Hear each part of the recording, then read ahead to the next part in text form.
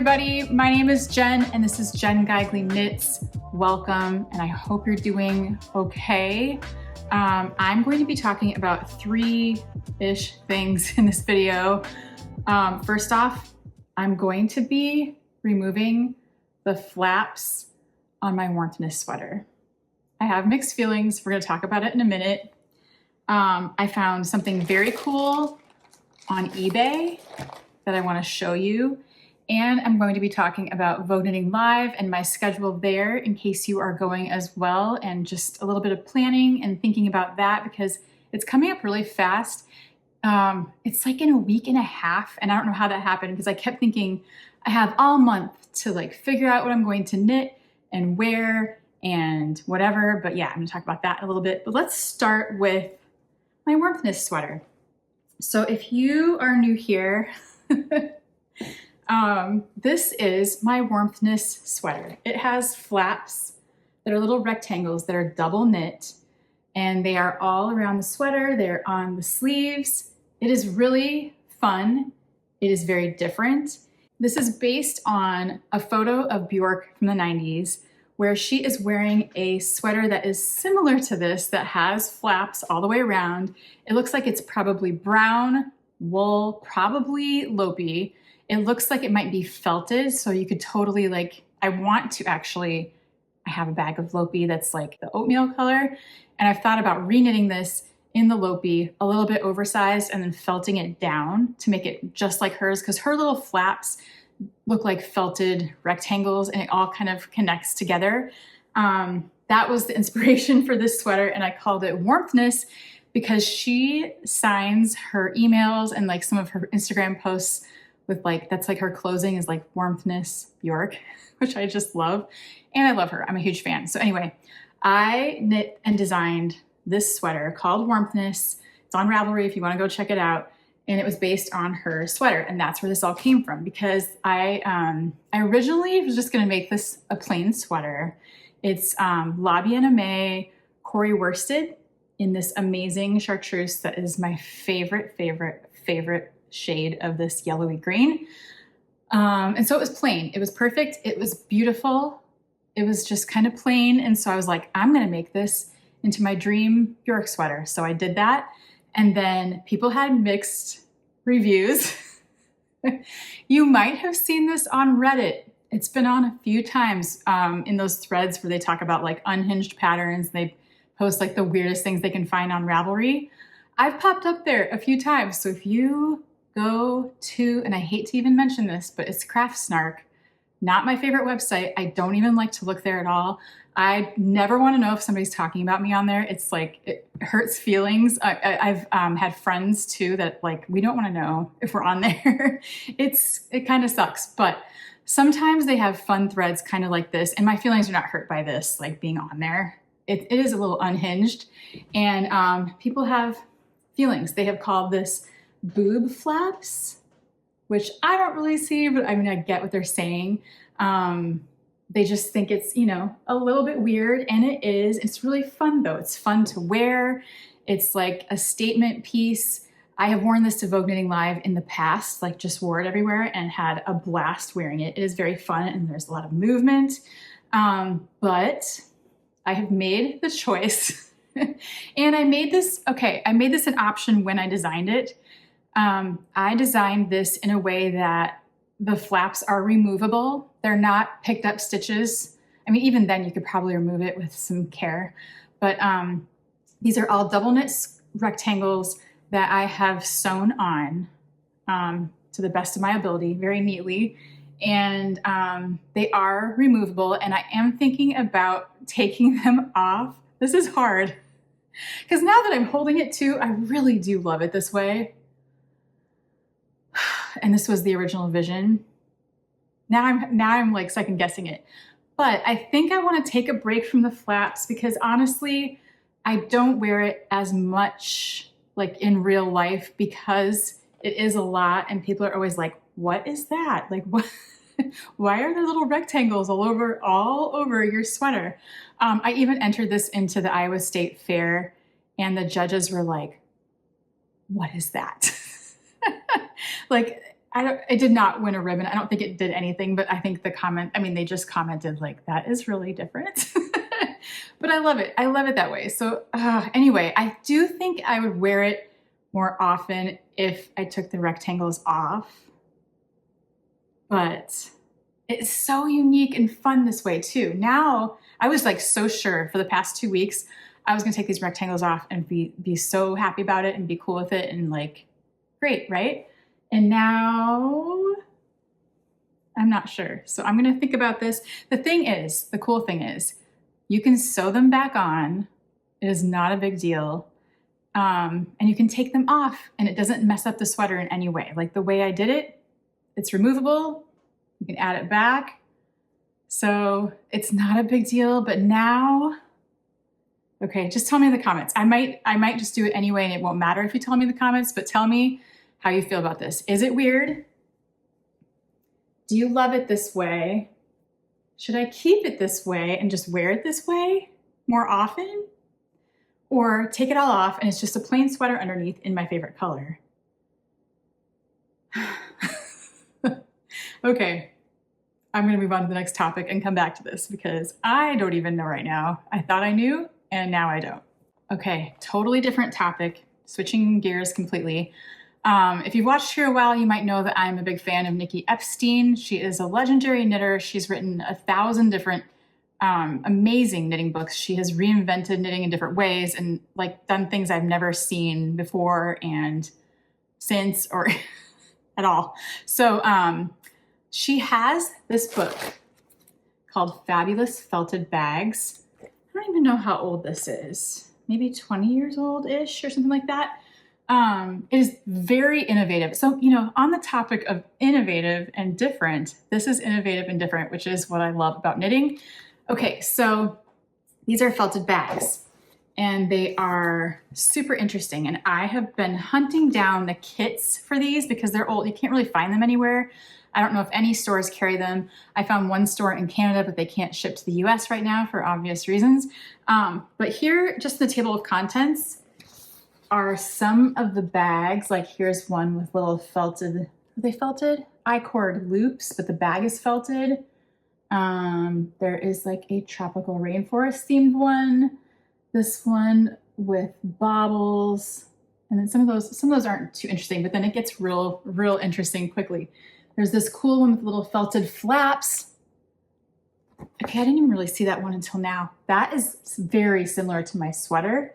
Then we have this Swanderful swan bag, also Bjork related. This is really weird. This is all coming together today because I did not even think about that correlation.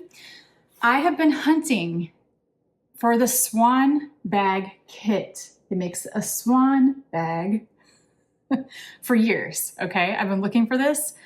And then I realized, I read finally somewhere that I still can't find it anywhere, but I guess I really wanted it because I wanted this exact yarn and I wanted those feathers because it has real feathers on it.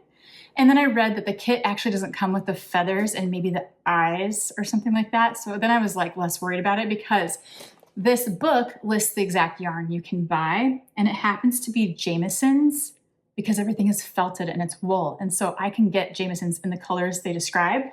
So my hope is renewed and I'm still gonna make that swan bag. If you don't know what I'm talking about with Swan and Bjork wore a swan dress a long time ago to an awards show. It was a swan head that came around her neck and then feathers and a beautiful dress. And the swan bag just makes me think of that. Then we have this floral one, this cat and mouse, I'll get to in a bit, but look at that felted cat and mouse. And then here's the other page. My other favorite, let me look, I'm going backwards here, is this frog. Look at the frog bag with the tongue sticking out and the eyes. Are you kidding me? And then the others are kind of floral-ish and I don't know. Anyway, very different, very innovative, super cool, so many cool techniques. You know, you're making this extra big so that it felts down. Here's the swan. Look at this. If anybody happens to have this kit or comes across this somewhere, which I have scoured the internet and I can't find it, Let me know, because maybe you'll see it in an estate sale or garage sale. I have no idea. Let me know if you ever see this wonderful kit. Otherwise, I'm just gonna buy Jamison's to make it. But look what I came across on eBay. This is a whole other story too, that Erica has a part in this story as well, but I will wait till I see her to unveil the second part of this story. But here's something I found that I could not leave behind. This is the original cat and mouse felted bag kit from this book. Like, these don't exist anywhere that I have found at all, with the original Jamison's, because I was like, oh, I didn't know if the yarn was going to be not great because it's kind of older. You know, sometimes you get a mixed, you don't know what you're going to get. Usually it's like acrylic or something, but this makes sense because it has to be wool to felt. So this is the actual kit to make the felted cat and mouse bag in this picture.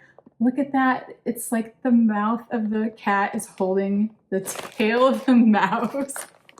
It's too good. And so I have to do this. I have to make it. It's just too cool to have the original kit, and I'm very, very excited about this. If you too are intrigued by the fabulous felted bags by Nikki Epstein, and of course, like, you don't have to be into this, you can just watch my journey if you're not into this, but you can still find this book, I think, on eBay. You can probably find it used on Amazon, probably maybe in your library, your local library. And sometimes I have good luck finding books like this at Half Price Bookstore, which I love looking there for, you know, people just bring in their knitting books, and I love looking at the shelves there. So anyway, yeah, you can still find the book. Let me know if you can find a kit. So let's talk about Vogue Knitting Live, which is happening at the end of the month in New York City at the Marriott Marquis in Times Square. It is actually called Knitting Live now, which is so sad because after Vogue Knitting magazine folded, I think they're renaming it Knitting Live, which it's still Vogue Knitting Live. Like, I can't think of it any other way. But it's so sad to lose that magazine. I love print. I love books. I love magazines, especially as a new knitter. I looked forward to that magazine every issue. I just couldn't wait to get it. I would stalk like Barnes and Noble or whatever, or I would get it in the mail, and it was such a treat. And I was in there a couple times. I had a couple designs in there, and they would like feature my books when the new books came out, and they had like the little list of books. And anyway, Vogue Knitting Live. I'm so happy that the event still exists and that it's still happening. So as the event gets closer, my schedule does start to fill up a little bit with really fun things. Like, I get little invites to things, or like invited to be part of whatever at the show. And so that is always really fun. But before, like, I always forget that that's going to happen. Like, sometimes it happens before Rhinebeck too. And so I try to make all these plans like with my New York friends. And then I'm like, wait a second, now I have like other stuff to do too. But it all works out. And I always make it a priority to like fit in some fun time just running around the city as well. And I always, I do a recap here on YouTube. So I'll take you with me to New York City. If you can't come in person, I'll share it all here. You can look back. I think I have a New York City or Vogue Knitting Live playlist. And you can see a bunch, well, whatever. Whenever I started doing that, all those videos are there, and they're really fun to look back on. Even for me, I think it's just fun to see the event, but also like whatever I do in the city that year. But anyway, what I'm trying to say is, here's where you'll find me at Vogue Knitting Live as of now. There might be more things added to it in the next week or so, but I'll add that as I find out. But if you will be there at the marketplace on Saturday, there is like a little meet and greet at the lounge. There's like a hangout lounge where you can meet people. There's like different people there throughout. I don't remember what floor it's on, but I'm sure it'll be on the little schedule thing. I will be there from 4 to 4:30 for a little, like, you can come say hi if you haven't bumped into me yet before then. And so this is Saturday from 4 till 4:30. And I think it's called the Next Loop Lounge. So I'll be there Saturday afternoon for a little bit. Then I get to be part of a panel on the main stage at Vogue Knitting Live in the marketplace, whatever the main stage is. I still can't remember what floor that's on either. I will be there at 5:15 p.m. for the panel discussion on Saturday. So those are the two things where you can come see me. And then this just got added. I'm so excited about this. On Thursday night, I am going to the MIAC kickoff party, and this is at a different location. I I have to even see where this is, from 5:30 to 7:30. I cannot wait. There's a whole bunch of special guests and yarn and vendors there. It's like a whole little separate side event, but that looks really, really fun. And so I'm going to the kickoff party. This is like before everything starts at Vogue Knitting at the Marriott. And so this is Thursday night. I'll be there. Friday, I'm still finding out, but that's kind of my rough schedule for now. And I just go to enjoy it, just like not doing designery things, but just as a knitter and to shop and to look around. And so I cannot wait. I'm super excited. I am trying to figure out what to pack and what to wear. And so I've been thinking about that. And that's like where I'll come back to this now. I've worn this to Vogue a bunch of times, or at least 2 different years, I think. I don't know. I've worn it. And I wore it to Rhinebeck. I've worn it this way. And so I was thinking, I'm going to take off the flaps and wear it again this year, just plain. Is that sad and boring? The color is still really fun.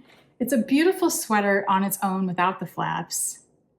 Why am I so torn on this? Okay, I was seriously just going to spend this whole episode just cutting them all off, blocking it, and then like showing you the outcome, which is going to be a plain sweater. Right? It's so hard. I would wear it more if it was plain. Is it more boring and less exciting? Yeah. That's okay. That's where I'm at. I still don't know. I was going to just do this right now, but now I'm like, I know what I'm going to do. I'm going to make sure before I cut these off, I'm going to go look in my stash and make sure I still have the leftovers of this yarn so I can sew them back on if I want to. Because if I can't find this matching yarn, I'm going to be less likely to take these off because it has to be sewn on with the matching yarn. So let me go do that. I did not expect to feel this way, but after I pick this up and see it and like shake it and move it around, I love this thing. So maybe what I should do is just knit a separate plain one. But I don't really have time before Vogue. I don't know. I don't know if I should cut it yet. This is a completely different direction than, like when I sat down a little bit ago and decided to film this, I was ready to go for sure. And now I'm like, maybe not. Whatever I decide to do with Warmthness, I do want to make it clear that I am not doing this because of what anyone said on Reddit. I'm not letting any of that influence my decision. It doesn't affect me because this is my weird sweater and I do love it. And it's not like I let them win or something and now I'm going to take the flaps off. That is not it. And I just want to make that clear.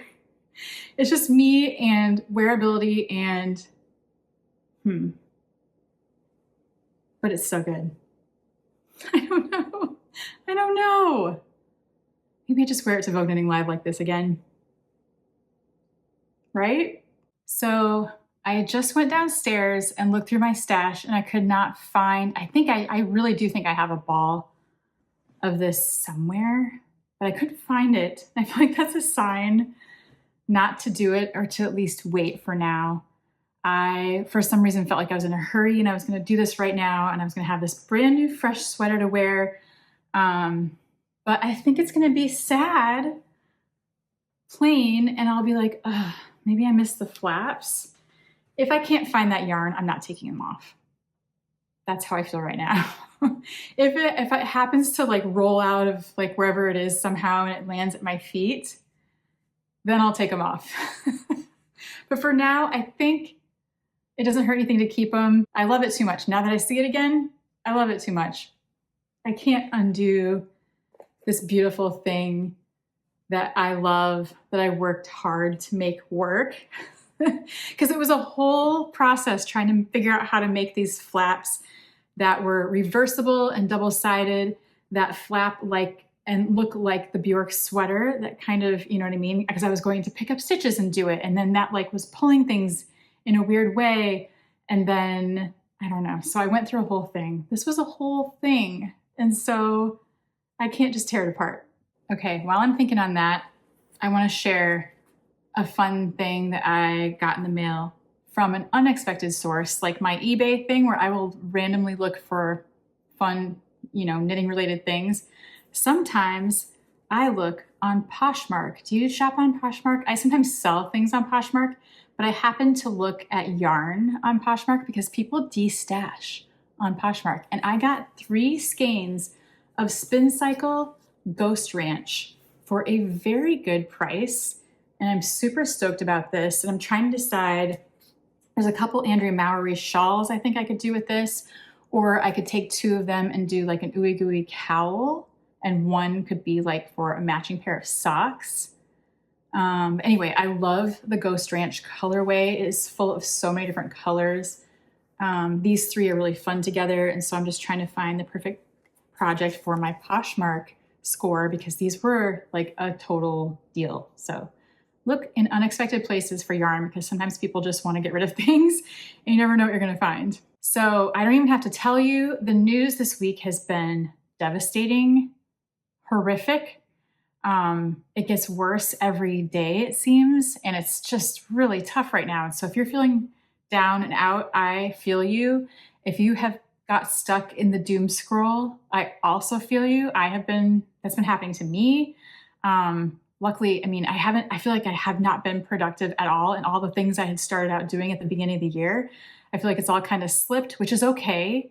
And I've been doing just like work stuff and trying to stay somewhat productive, but it's rough right now. And I feel you if you're not feeling like doing anything. I totally get it.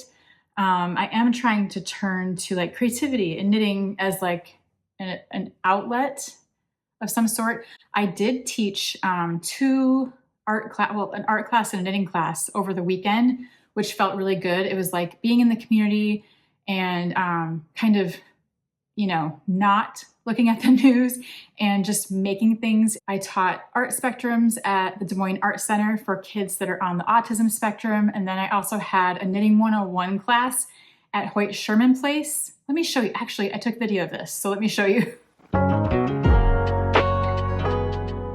Okay, today I am teaching Knitting 101 at Hoyt Sherman Place, which is actually where my daughter used to do, she was in ballet and she did the Nutcracker. It's like a beautiful theater and a venue, and I didn't realize they have classes as well. And so they reached out to me this year to come teach Knitting 101, a little 2-part series. And so I'm gonna do that today. So let's go inside and teach some new knitters how to knit.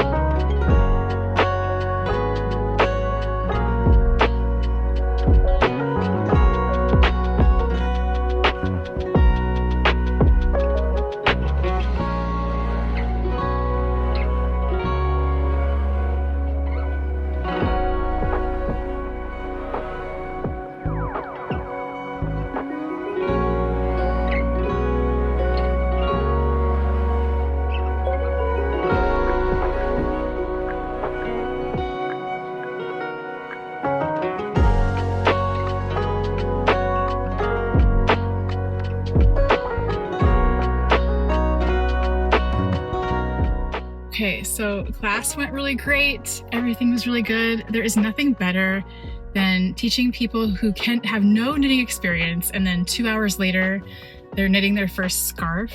It's like the best. And so that was super fun. Now I'm going to the art center to teach art spectrum. So it's a busy day.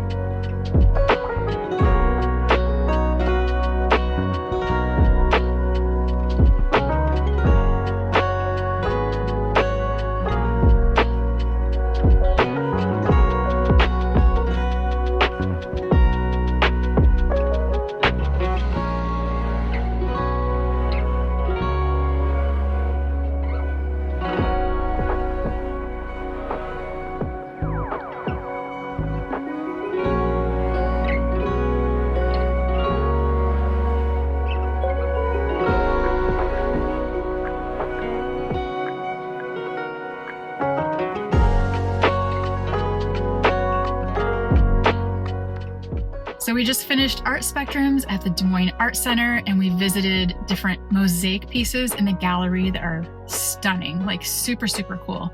And then we went back down to the studio to create our own mosaics, and they turned out so neat. And I think it's just a different material that's a little bit fun to play with that, yeah, just a different supply that I don't think kids normally use all the time. So they're really into it. And most of these kids are super into Legos and Minecraft, and it's very pixelated. And so this all made sense to them, and they had a blast. So it was a great class. This was a good, like a bright spot in my week of heaviness. And so it did feel good to get out and do something in the community. And so if you ever have the opportunity to do that, it does, I think it's a good thing. And to gather with people. But yeah, it's been probably one of the worst news weeks we've had in a long time.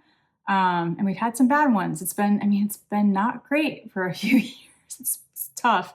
And so however you're getting through this, however you're dealing with it, even if it's on your own and just knitting at night, or doing something in your community or anything, whatever it is, do what you need to do. Take care of you, take care of your friends, and get together with friends. That's always a good thing too, I think. But yeah, just please take care, and I hope you're doing okay. So lately in my knitting and like personal design knitting stuff, I have felt like I just really want to do something different. Like back in the day when I was writing my own books and self-publishing, I was doing some weird stuff, and I miss doing that. I would just like chase an idea. I didn't care if it was on trend or not. And I did these kind of artsy books where everything was a little bit experimental. And I don't know if anyone ever made any of those patterns. Like I did splattering bleach on Rowan denim yarn that was black, and we bleached, like I did some weird stuff, and I painted things and I dyed things that were knit. I don't know. I did 2 books like that. And then I've just been missing that like free spirit, like no rules type knitting. And so when I get feeling like that, I sometimes look at my Lærke Bagger books. And so I've been doing that this week, which has kind of been feeding my creative spirit and just kind of opening my mind up to that way of thinking again, which is really fun for me. I know when I write knitting patterns, I'm not always thinking outside the box that way, because like, just like Warmthness, this is all coming back to this, by the way. This was not like a hit pattern. This was like a topic on Reddit, and like continues to be. It pops up like every 6 months or something on some weird patterns of Ravelry thread. And so I don't know, but this is kind of like what I love, even if not everybody else loves it. Sometimes knitting is art, and it's something to look at and something to enjoy, even if that's not something you would personally wear.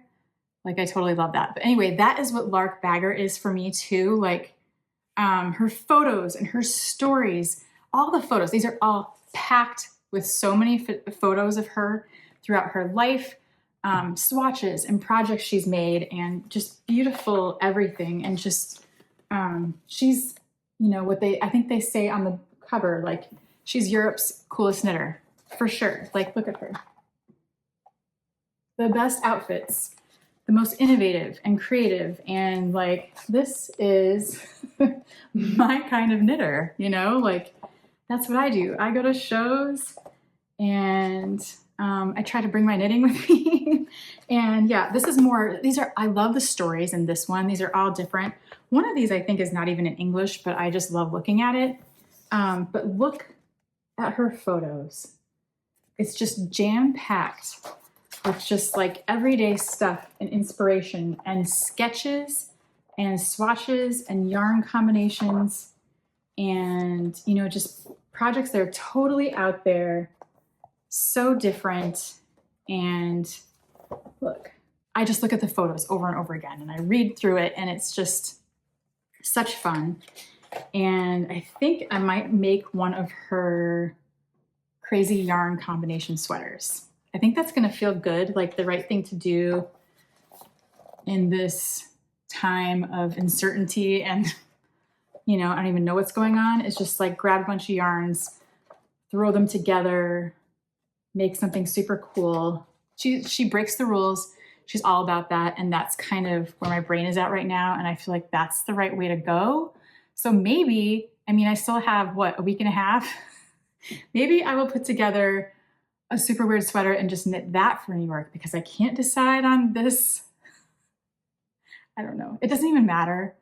what I wear in New York, but I do want to wear cool things because I have that pre-party thing with Mayak the night that I fly in. That's really fun. I want to wear a cool outfit.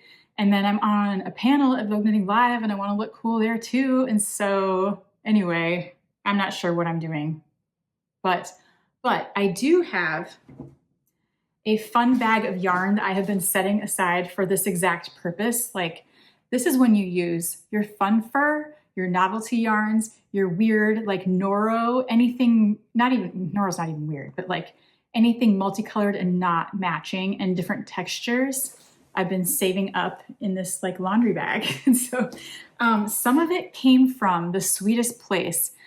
A couple of summers ago, there was a man having like a yard sale, but it was his late wife's yarn.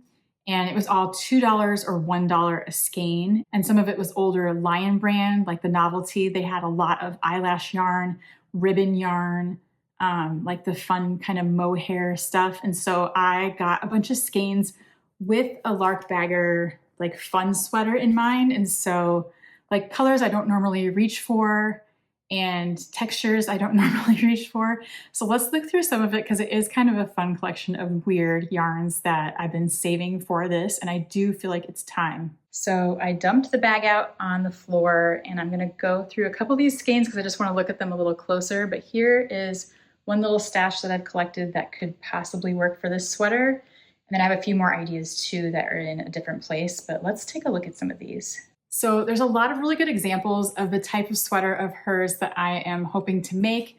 Like, I love the ones where she works in like metallics and sequins and fluffy, like furry yarns. That is like what's so fun to me that she really does well when she really mixes things up and uses them all together in the same project. And so that is what I'm trying to collect here. And these are also yarns I would never probably normally grab. Like, look at this Moto Dea Vixen. So there's like a strand in here that's kind of almost like a boucle on the base, plus this fluff on top in this amazing blue. So, I mean, just even a stripe on a sleeve of that looks so cool. It's like a Muppet. It's like so fantastic. I feel like this really calls for the random skeins of Noro that I've collected over the years.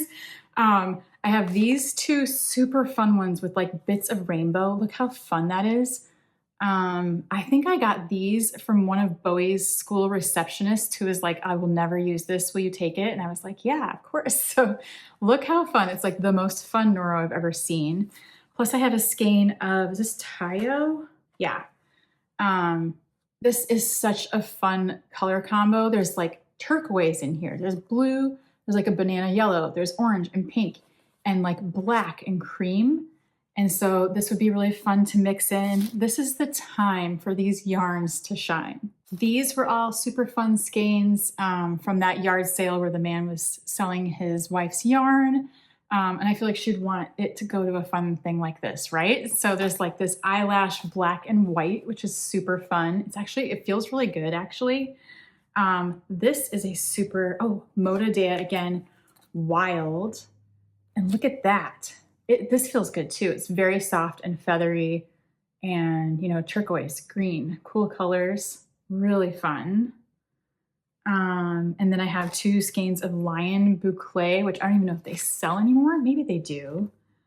Lion brand. I thought there's like, you know, kind of a primary colored one and more pastel, not pastel, but pink, blue, you know, those kind of colors. But yeah, anything to add a little bit of a different texture.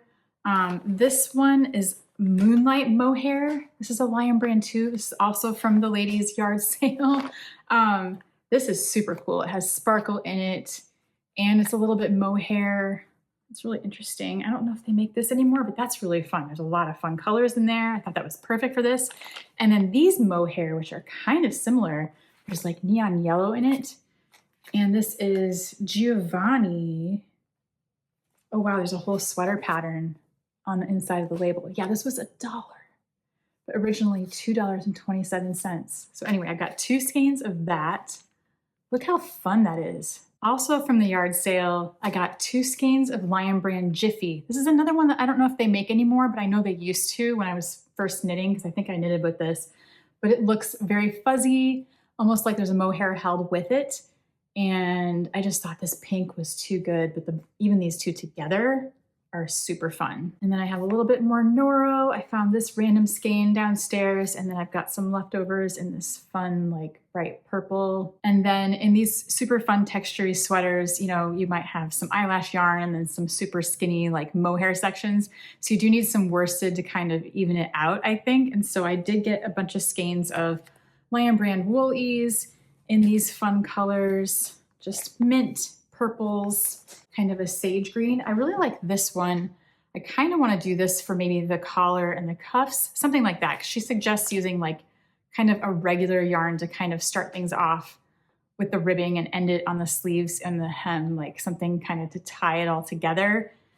So we'll see. And then I also need to go stash dive because she recommends having like one kind of neutral that appears throughout. And I have a lot of that downstairs, a lot of natural farm, like a skein of this here and there. And so I hope to mix some of that in because this is very colorful so far. So that'll kind of, you know, help things cohesively come together. And then I have a leftover ball of some of my Strange Brew Magpie that I love that I used in Knit Stars, and that just has to be part of the sweater. Also some mohair. I love this color, and I just think mohair is a fun, like it can be a stripe here and there, and you can just knit it on. It's like, I think it's on pretty big needles, but this is going to be, you know, more of an airy stripe. And so I love that. And then I thought these two were really fun. This is also from the yard sale. They had some tweedy bits in there. And I thought, especially this blue one, I really love. It's kind of a chunkier weight, but has some little primary colored specks in there. And this red is super good. It's a really vibrant red with a little bit of fuzz texture. And then it has tweedy bits too. So I thought these were really fun. And that's pretty much it. I know I have a metallic yarn somewhere that I need to go find, and maybe a couple more mohairs to mix in, but I think this is a really good place to start. There's a lot to choose from here. And you just kind of do little stripes here and there. You can kind of do little intarsia sections too, depending on, she has a bunch of patterns to choose from, and I might follow her pattern, or I could just, you can just knit a basic sweater pattern and just use crazy yarns with it. Like I could technically use my 1999 pullover pattern because it's a worsted weight sweater, and then just switch yarns the whole way and just, you know, use the numbers, but make it crazy with these yarns. Or I can follow one of her patterns too. I just have to read through and pick which one works with these yarns. But this is kind of an exciting project, I think, to like get started on, since I might not be taking my rectangles off of my Warmthness. So I think this starts out like on US 7s for the ribbing at the neck, and then you go up to like an 11, like a 10 or 11 maybe. And so it's like loose knit, combine yarns if you want, hold things together, or just do sections of just like lacy mohair. She does a lot where it's kind of see-through. And so I'm really gonna try to open up and do something fun with all of this. And it feels like the perfect, inspiring, choose your own adventure project for right now. So I'm feeling inspired to maybe start this tonight. We'll see. Keep in mind, I have cast on like 16 projects since January 1st. So do I need to be starting this? No. But is it speaking to me? Yes. Okay, here is the sweater in all its glory on. And something became very clear to me as I walked through this and talked through this, talking to myself, talking to a camera, because there's nobody here. But I am not taking this apart now. Like, why would I do that? Of course I'm not going to take it apart. This is like who I am. This sweater makes me happy. Like, it really does make me so happy. I'm smiling just because I have it on.